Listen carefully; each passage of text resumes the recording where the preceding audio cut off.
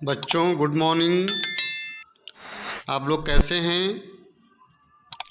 आज मैं आपके लिए लेके आया हूँ भौतिक विज्ञान में अगला चैप्टर, अगला पॉइंट जो है पिछले चैप्टर में हमने बताया था कि मापन की प्रमुख पद्धतियाँ और बीमा हमने बता दिया था, व्युत्पन्न मात्रा बता दिया था।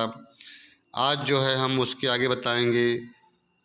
आज जो हमारा टॉपिक है वो कुछ उसमें पिछले बार में छूट गया था, प्रकाश वर्ष।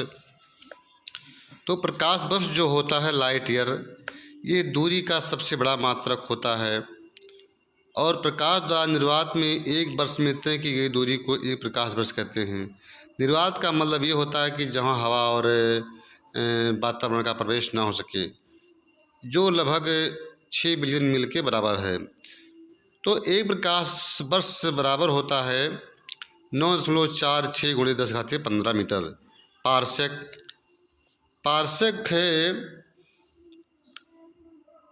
पारसेक दूरी मापने की सबसे बड़ी इकाई है।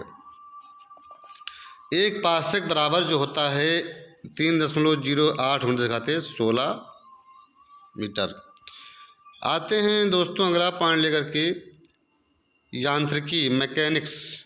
यांत्रिकी के अंतर्गत पिंडों पर बल का प्रभाव और इसमें उत्पन्न गति का अध्ययन किया जाता है। इसकी 3 शाखाएँ होती हैं, स्थितिकी, गतिकी और शुद्धगतिकी।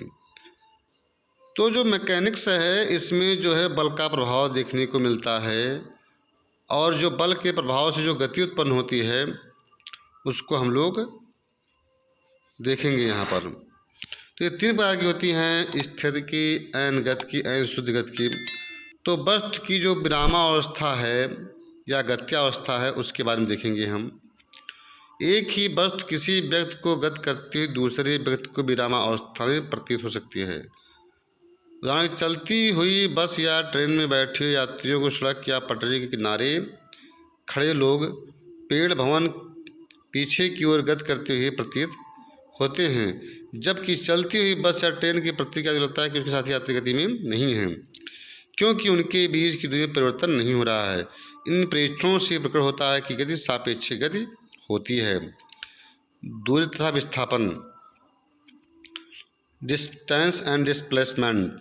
किसी वस्तु द्वारा प्रारंभिक बिंदु एवं अंतिम बिंदु के बीच की न्यूनतम दूरी को वस्तु का विस्थापन कहते हैं, जबकि किसी वस्तु द्वारा अपनी प्रारंभिक स्थिति से उत्पन्न स्थिति तक अंतिम स्थिति तक पहुंचने में तय की गई दूरी को दूरी कहते हैं।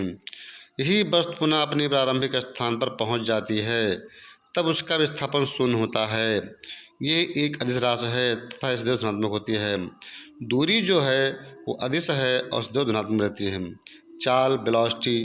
किसी वस्तु द्वारा एकांक समय में तय की गई दूरी को चाल कहते हैं। चाल एक अदिश राशि है, इसका एसआई मात्रक मीटर पर सेकंड होता है। चाल और दूरी बटा समय। वेलोसिटी मतलब वेग। किसी वस्तु द्वारा एकांक समय में किसी निश्चित दिशा में जितनी दूरी तय की जाती है उस वस्तु का वेग कहते हैं। ये एक सदिश राशि है, इसका एसआई मात्रक है मीटर पर सेकंड। m/s होता है। वेग धनात्मक, ऋणात्मक या शून्य कुछ भी हो सकता है। गति, मोशन।